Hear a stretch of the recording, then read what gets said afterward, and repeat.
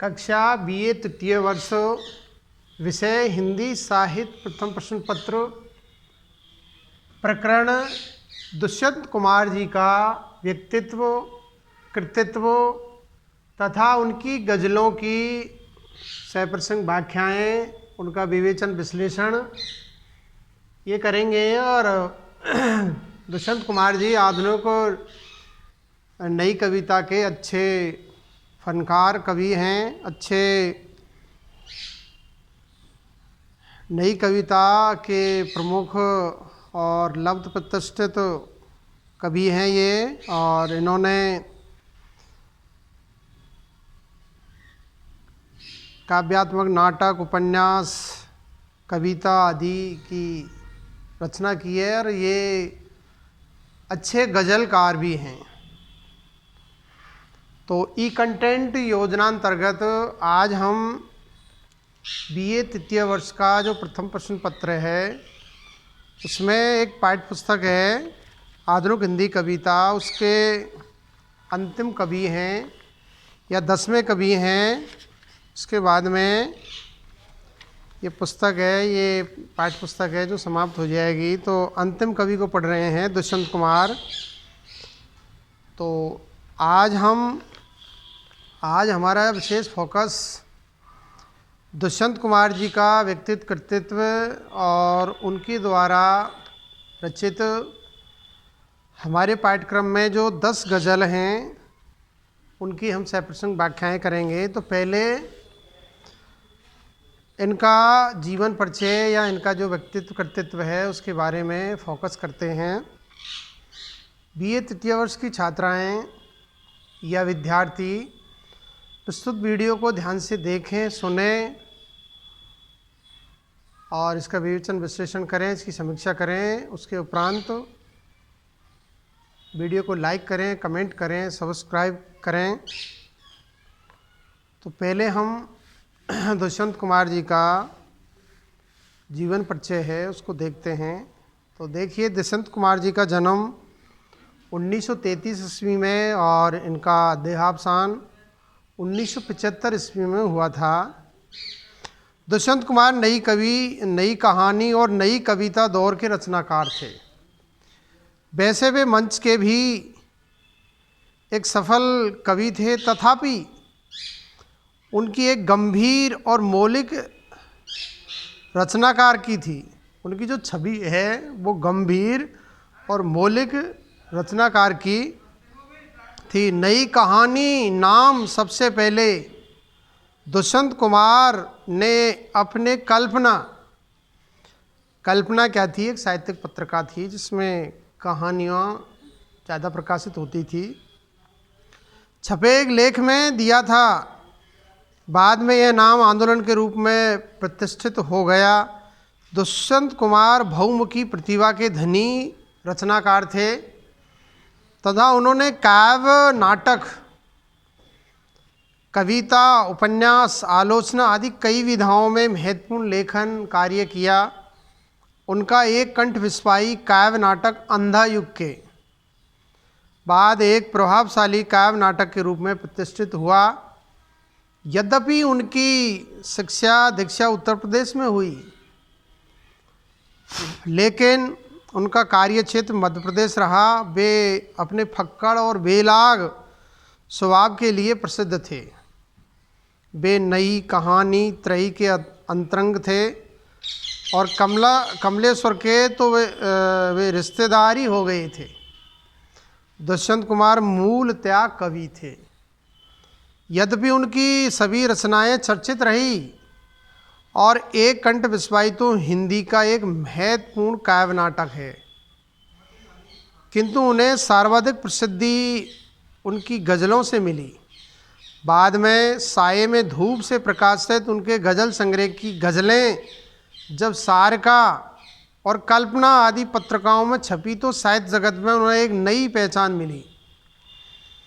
दुष्यंत ने अपनी गज़लों में आपातकाल की, यानी 1975 में जो स्वर्गीय श्रीमती इंदिरा गांधी के समय आपातकाल लगाया था, तो आपातकाल की स्थितियों तथा जीवन की विसंगतियों का बहुत प्रभावशाली अभिव्यक्ति प्रदान की है इन्होंने। एक गुड़िया की कई कठपुतलियों में जान है, ये तमाशा एक साहिर देखकर हैरान, तथा मत कहो आकाश में कुहरा घना है, यह किसी की व्यक्तिगत आलोचना है। जैसी पंक्तियां लिखकर उन्होंने आपातकाल में इंदिरा गांधी की सामंती मानसिकता की आलोचना की। उन्होंने बहुत अधिक गज़लें नहीं लिखी, पर उनकी गज़लों ने हिंदी गज़ल विधा को संजीवनी दी। आज भी अनेक शायरों की गज़लों पर दुष्यंत का प्रभाव देखा जा सकता है। अब हम संकलित जो रचना है उस पर हल्का सा दृष्टिपात करते हैं। यहाँ दुष्यंत कुमार की 10 गज़लें संकलित की गई है, जिनसे स्पष्ट हो जाता है कि दुष्यंत कुमार ने हिंदी गज़ल को किस प्रकार नई चेतना प्रदान की। इन गज़लों से स्पष्ट है कि उनकी सहानुभूति आम आदमी के प्रति है। तो आम आदमी की जो पीड़ा है उसका चित्रण उन्होंने अपनी गज़लों में किया है। तो हम अब बारी बारी से इनकी जो गज़ल है, हमारे पाठ्यक्रम में 10 गज़ल है, उसमें हम पहली गज़ल को पढ़ते हैं। कहाँ तो तय था, कहाँ तो तय था चिरागा हर एक घर के लिए। कहाँ तो तय था चिरागा हर एक घर के लिए। तो ये गज़ल का शीर्षक है। तो इसमें ये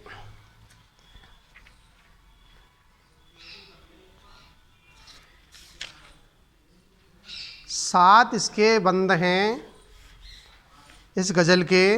कहाँ तो तय था चिरागा हर एक घर के लिए। ये जो गज़ल शीर्षक है इससे 7 मतलब इसके बंद हैं। तो पहला हम बंद पढ़ते हैं गज़ल का। कहाँ तो तय था चिरागा हर एक घर के लिए। कहाँ तो तय था चिरागा हर एक घर के लिए। कहाँ चिराग मयस्सर नहीं शहर के लिए। कहाँ चिराग मयस्सर नहीं शहर के लिए। अब हम इस गज़ल की सप्रसंग व्याख्या करेंगे। एक बंद और पढ़ लेते हैं।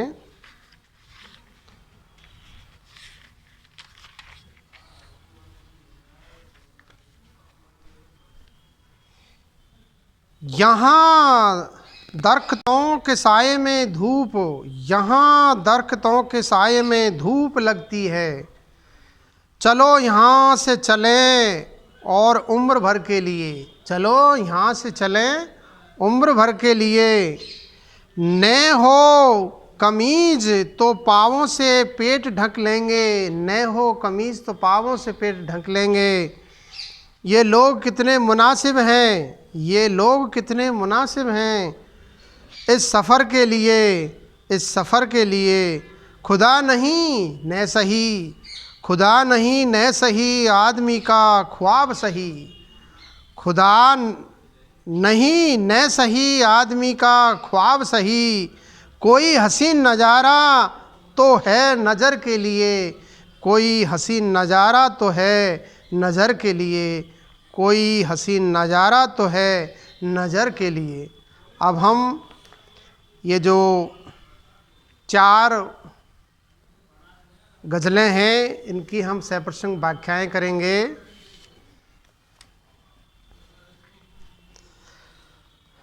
तो पहले हम इन व्याख्याओं को, व्याख्या की जो 4 श्रेणी होती है, 4 सोपान होते हैं, उसके आधार पर इसकी इन गज़लों की समीक्षा करते हैं। तो नंबर 1 इसका संदर्भ देखते हैं। प्रस्तुत गज़ल हमारी पाठ्यपुस्तक आधुनिक हिंदी कविता में संकलित नई कविता के प्रमुख कवि और लब्ध प्रतिष्ठित गज़लकार, गज़लों के मसीहा दुष्यंत कुमार द्वारा विरचित गज़ल कहाँ तो तय था चिरागा हर एक घर के लिए नामक गजल से प्रस्तुत ये काव्यांश उद्धृत है, अवतरित है, लिया गया है।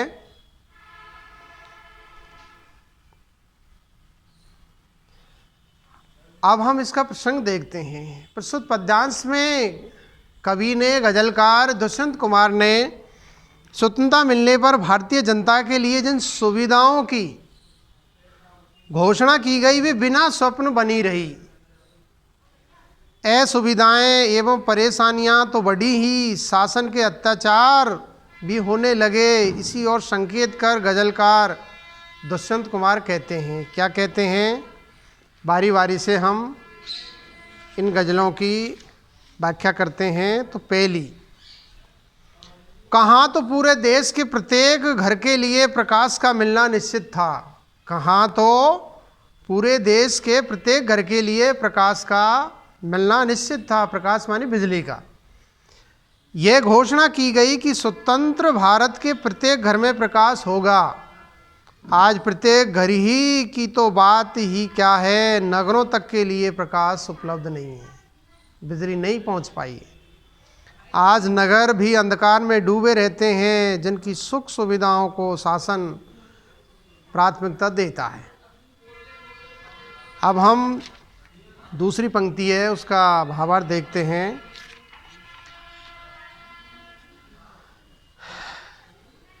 इन पंक्तियों में वास्तविक आशय यह है कि स्वतंत्रता प्राप्ति के पूर्व यह घोषणा की गई थी कि स्वतंत्र भारत के हर घर में संपन्नता, सुख और सुविधाएं उपलब्ध कर दी जाएंगी। लेकिन देश स्वतंत्र होने पर आज ये दशा है कि नगरों में भी संपन्नता नहीं है, वहाँ भी गरीबी, भुखमरी और बेकारी बढ़ रही है। अब हम तीसरी, इस देश में वृक्षों की छाया में भी धूप लगती है। वृक्षों की छाया तो धूप से बचाती है, धूप से बचाना तो दूर रहा, छाया धूप का काम कर रही है। ऐसे स्थान पर रहने से क्या लाभ, चलो यहाँ से कहीं दूसरी जगह चले। हमारा यह जाना कुछ समय के लिए नहीं है, हम तो यहाँ से जीवन भर के लिए चलते हैं, हम फिर यहाँ कभी लौट कर नहीं आएंगे। और आगे की पंक्तियों का वास्तविक आशय यह है कि देश सेवक, समाज सेवक और नेता स्वयं कष्ट सहकर साधारण जनता को सुख सुविधा पहुंचाते हैं, लेकिन इस देश के नेताओं की बात बिल्कुल उल्टी है। यहाँ जस्ट अपोजिट होता है, जस्ट ठीक उल्टा होता है। देश सेवा और समाज सेवा का दम भरने वाले नेता शासक बनकर प्रजा को कष्ट दे रहे हैं, प्रजा को लूट रहे हैं। महंगाई बढ़ रही है और टैक्सों की भरमार होती जा रही है। अच्छा यही होगा कि हम यहाँ से चल दें यहाँ से और सदा सर्वदा के लिए इन विरोधाभासी नेताओं के शासन वाला देश त्याग दें। भूखे रहने पर पेट खाली होने के कारण पचक जाता है। पिचका हुआ पेट देखकर किसी व्यक्ति के भूखे होने का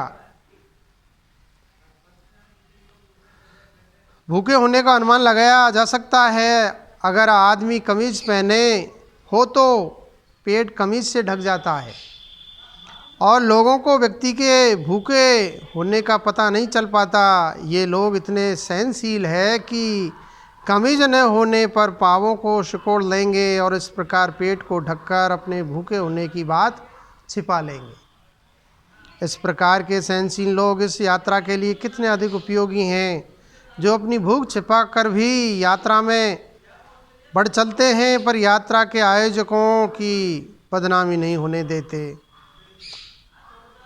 आगे कवि कहते हैं या गज़लकार दुष्यंत कुमार कहते हैं, आज यह है कि इस देश के लोग इतने स्वाभिमानी हैं, इतने स्वाभिमानी हैं कि अपने अभावों को ऊपरी बनाव श्रृंगार से छिपाए रहते हैं, वो दिखने नहीं देते हैं।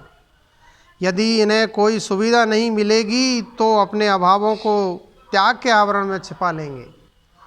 इस स्वतंत्रता के शासन रूपी यात्रा के लिए भारतवासी कितने अधिक उपयोगी हैं। स्वतंत्र शासन व्यवस्था के नाम पर सभी असुविधाओं को सहकर भी ऊफ तक न करने वाले ये लोग बहुत विचित्र हैं। कुछ लोगों का कहना है कि ईश्वर नहीं है, कुछ लोगों का कहना है कि ईश्वर नहीं है, ईश्वर तो मनुष्य की कल्पना है, मनुष्य ने ईश्वर की कल्पना कर ली है, वास्तव में ईश्वर नहीं है। कभी कहता है कि मैं मानता हूँ कि ईश्वर नहीं है, यह ठीक है कि ईश्वर मनुष्य की कल्पना है। ईश्वर और उसकी कृपा से मिलने वाले स्वर्ग के रूप में आँखों के लिए कोई सुंदर दृश्य तो है।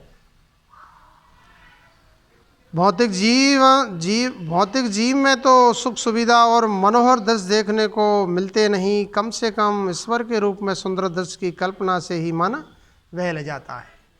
अब हम इस काव्यांश का हमने तीसरा सोपान पढ़ लिया है, उसका भावार्थ या सरल अर्थ देख लिया है। अब हम इस पद्यांश का, इस गज़ल का विशेष देखते हैं। उक्त पद्यांश में या उक्त गज़लों में कवि ने अरबी फारसी भाषा के शब्दों से पूर्ण खड़ी बोली हिंदी में ये गज़लें चित्रित की है। इसे हिंदी की एक उर्दू शैली भी कह सकते हैं। और उक्त गज़लों में अनुप्रास और विभावना अलंकारों का सुंदर प्रयोग हुआ है। आगे, बेमुतमईन है कि पत्थर पिघल नहीं सकता, बेमुतमईन है कि पत्थर पिघल नहीं सकता, मैं बेकरार हूँ, मैं बेकरार हूँ आवाज़ में असर के लिए, मैं बेकरार हूँ आवाज़ में असर के लिए। तेरा निजाम है सिल्दे जुबान शायर को, तेरा निजाम है सिल्दे जुबान शायर को, ये एहतियात ज़रूरी है इस बहर के लिए, ये एहतियात ज़रूरी है इस बहर के लिए। जिए तो अपने बगीचे में गुलमोहर के तले, जिए तो बगीचे में गुलमोहर के तले, मरे तो गैर की गलियों में गुलमोहर के लिए, मरे तो गैर की गलियों में गुलमोहर के लिए। अब हम इन पंक्तियों का व्याख्या के 4 सोपानों के आधार पर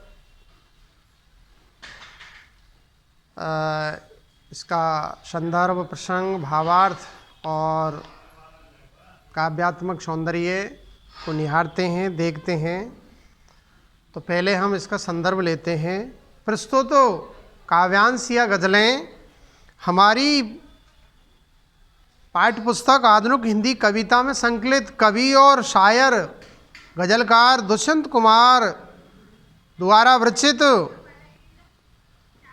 गज़ल कहाँ तो तय था चिरागा हर एक घर के लिए शीर्षक गज़ल से उद्धृत है, अवतरित है, ली गई है।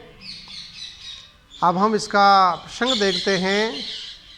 यहाँ शायर या कवि गज़लकार दुष्यंत कुमार जी ने भारतीय लोगों की उदासीनता व संतोषी स्वभाव का वर्णन किया है, चित्रण किया है, जिसे देखकर सत्ताधारी वर्ग को यह विश्वास हो गया है, यह भरोसा हो गया है कि यहाँ जैसा चल रहा है चलने दो, इसीलिए यहाँ परिवर्तन लाना संभव नहीं है। जो ढर्रा चल रहा है उसको चलने दो। जब तक लोग परिवर्तन लाने के लिए बगावत नहीं करेंगे तब तक व्यवस्था में परिवर्तन नहीं हो सकता है। इस और कवि ने आगाह किया है। अब हम उक्त गज़लों की या यूँ कहें कि उक्त पंक्तियों की या उक्त पंक्तियों का भावार्थ या उसका सरल अर्थ है वो देखते हैं।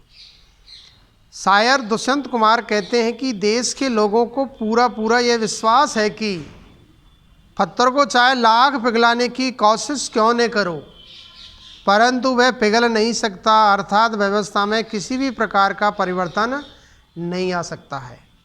जबकि मैं स्वयं शायर अपनी वाणी में प्रभाव लाने के लिए बेचैन हूँ, अर्थात कभी अपनी ओजस्वी वाणी से अब तक लोगों को जो समझाता आया है, व्यवस्था के बारे में बताता आया है, वह आवाज़ आज नहीं तो कल लोगों तक अवश्य पहुंचेगी। उनको भरोसा है, विश्वास है कि मेरी आवाज़ जन जन तक अवश्य पहुंचेगी, आज नहीं तो निश्चित कल। और यही आवाज़ लोगों को अपने अधिकारों के प्रति जागरूक बनाएगी, तब लोग व्यवस्था की खामियों को समझने लगेंगे। शायर कहता है कि इसलिए मैं उन उदास और निराश लोगों की आवाज़ में असर पैदा करने की भरपूर कोशिश कर रहा हूँ। अर्थात जो लोग व्यवस्था को लेकर उदासीन और नाराज बन चुके हैं, मैं उनकी आवाज़ में असर या प्रभाव पैदा करने की भरपूर कोशिश कर रहा हूँ। सत्ताधारी वर्ग को संबोधित करते हुए कवि और शायर दुष्यंत कुमार कहते हैं कि तुम जिस शासन व्यवस्था को चला रहे हो, तुम्हारी वह शासन व्यवस्था तभी तक सुरक्षित बनी हुई है जब तक कवि या शायर लोग खामोश है। अर्थात सत्ता के विरुद्ध कुछ कह नहीं रहे हैं, लोगों को तुम्हारी शासन व्यवस्था की खामियों से अवगत नहीं करवा रहे हैं। यह सत्ताधारी वर्ग के लिए आवश्यक भी है कि कवि या शायर वर्ग उनके विरुद्ध आवाज़ न उठाए या उनकी खामियों से आम जनता को अवगत न करवाए, किंतु दूसरी ओर व्यवस्था में परिवर्तन लाने के लिए अपनी आवाज़ को बुलंद रखना भी अत्यावश्यक है, बहुत ज़रूरी, बेहद ज़रूरी। और अंतिम पंक्तियों में कवि और शायर कहता है कि यदि हम जिएं तो अपने बगीचे में गुलमोहर के लिए जिएं, और यदि हमें गैर की गलियों में जीना पड़े तो भी हम अपने गुलमोहर के लिए ही जिएं। कहने का आशय यही है कि हम समाज की भलाई के लिए जीवित रहें और समाज की भलाई के लिए ही हम अपने प्राणों को दे दें, तो कोई बुरा नहीं। तो ये इस गज़ल का भावार्थ है। अब हम साहित्यिक सामाजिक विश्लेषण देखते हैं, या इसका काव्य सौंदर्य, कलात्मक सौंदर्य, उसको निहारते हैं। उक्त पद्यांश में कवि और शायर ने एक और तो भारतीय जनता की उदासीनता व अकर्मण्यता पर व्यंग किया है, तो दूसरी ओर व्यवस्था में आमूलचूल परिवर्तन की ओर भी संकेत किया है। और अवतरण की या काव्यांश में उर्दू, फारसी, हिंदी शब्दों का प्रयोग किया गया है। भाषा सरल, सहज और सार गर्भित है। विचार और भावों की अभिव्यक्ति सुंदर है। शायर की आम लोगों के प्रति सहानुभूति की भावना को सहज में ही देखा जा सकता है। अब हम अगली जो गज़ल है उसको पढ़ते हैं पहले, और गज़ल के बोल हैं, ये सारा जिस्म झुककर बोझ से दोहरा हुआ होगा, यह सारा जिस्म झुककर बोझ से दोहरा हुआ होगा। आगे का बंद पढ़ते हैं, मैं सजदे में नहीं था, मैं सजदे में नहीं था, आपको धोखा हुआ होगा, मैं सजदे में नहीं था, आपको धोखा हुआ होगा। यहाँ तक आते आते सूख जाती है कई नदियाँ, यहाँ तक आते आते सूख जाती है कई नदियाँ, मुझे मालूम है पानी कहाँ ठहरा हुआ होगा, मुझे मालूम है पानी कहाँ ठहरा हुआ होगा। गजब है, गजब ये है कि अपनी मौत की आहट नहीं सुनते, गजब ये है कि अपनी मौत की आहट नहीं सुनते। वो सब के सब परेशान हैं, वहाँ पर क्या हुआ होगा, वो सब के सब परेशान हैं, वहाँ पर क्या हुआ होगा। तुम्हारे शहर में ये शोर सुन सुन कर तो लगता है, तुम्हारे शहर में ये शोर सुन सुन कर तो लगता है कि इंसानों के जंगल में कोई हाँका हुआ होगा, इंसानों के जंगलों में कोई हाँका हुआ होगा। कई फाके बिताकर मर गया, कई फाके बिताकर मर गया, जो उसके बारे में वो सब कहते हैं अब ऐसा नहीं ऐसा हुआ होगा, ऐसा नहीं ऐसा हुआ होगा। यहाँ तो सिर्फ गूंगे और बहरे लोग बसते हैं, यहाँ तो सिर्फ गूंगे और बहरे लोग बसते हैं। खुदा जाने यहाँ पर किस तरह जलसा हुआ होगा, खुदा जाने यहाँ पर किस तरह जलसा हुआ होगा। तो अब हम इन पंक्तियों की सप्रसंग व्याख्या करते हैं। ये दुष्यंत जी की दूसरी गज़ल की कुछ पंक्तियां हैं। एक अंतिम पंक्ति और है, चलो अब यादगारों की अंधेरी कोठरी खोलें, चलो अब यादगारों की अंधेरी कोठरी खोलें। कम अज कम एक वो चेहरा तो पहचाना हुआ होगा, कम अज कम एक वो चेहरा तो पहचाना हुआ होगा। अब हम प्रस्तुत गज़लों की सप्रसंग व्याख्याएँ करेंगे। तो नंबर 1 देखते हैं। संदर्भ,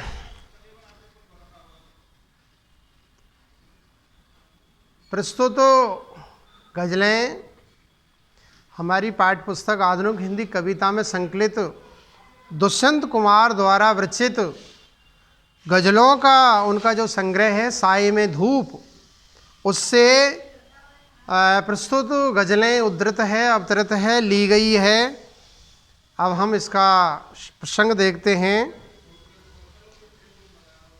ये सारा जिस्म, ये सारा जिस्म, ये सारा जिस्म, ये सारा जिस्म, ये सारा जिस्म झुककर बोझ से दुहारा हुआ होगा, शीर्षक गज़ल से उद्धृत की गई। यहाँ पर कवि ने आम व्यक्ति की पीड़ा को सहज ढंग से व्यक्त किया है और आम आदमी के प्रति शायर की गहरी सहानुभूति को भी देखा जा सकता है।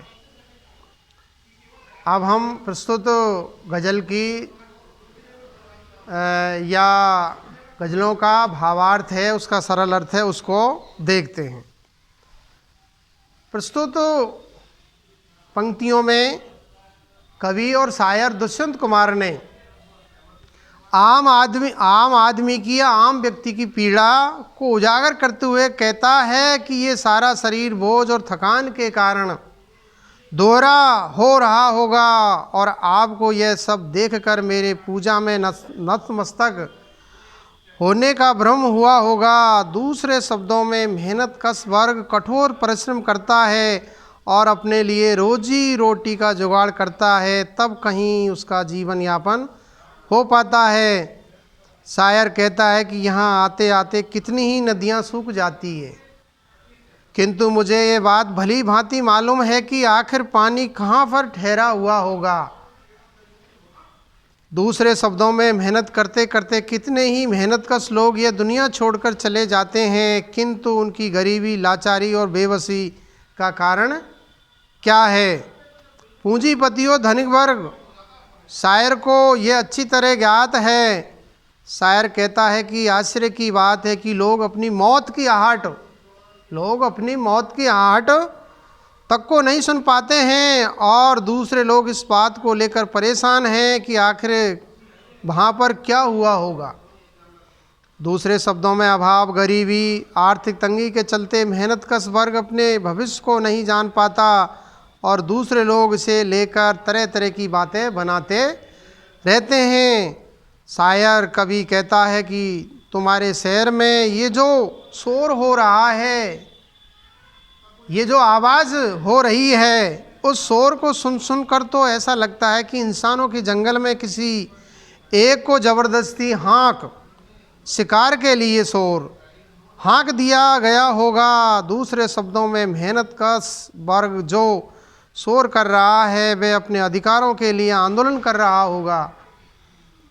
शायर कहता है कि मेहनत कश कोई भूख के कारण मर गया होगा तो उसके बारे में अलग अलग लोगों ने अपने अलग अलग अनुमान लगाए होंगे। दूसरे शब्दों में जब कोई सरवारा वर्ग का व्यक्ति भूख और गरीबी के कारण मर जाता है तो लोग उसके संबंध में तरह तरह के अनुमान लगाते हैं। अंत में शायर कहता है कि इस शहर में तो गूंगे और बहरे लोग रहते हैं।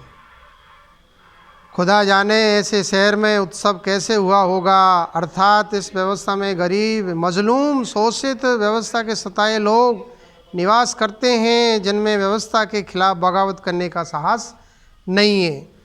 फिर इस व्यवस्था में भला खुशियाँ कैसे मनाई जा सकती है। और अंत में कवि कहता है कि अब अपनी पुरानी स्मृतियों को फिर से याद कर लें। उन स्मृतियों में अन्य किसी का अता पता नहीं रहेगा, परंतु अपना चेहरा या आप बीती तो स्पष्ट दिखाई देगी।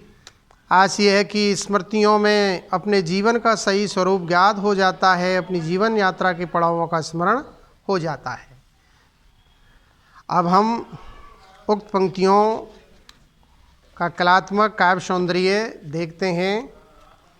कवि और शायर ने आम व्यक्ति की गरीबी, बेबसी और पीड़ा को बड़े ही सहज ढंग से व्यक्त किया है उक्त गज़लों में।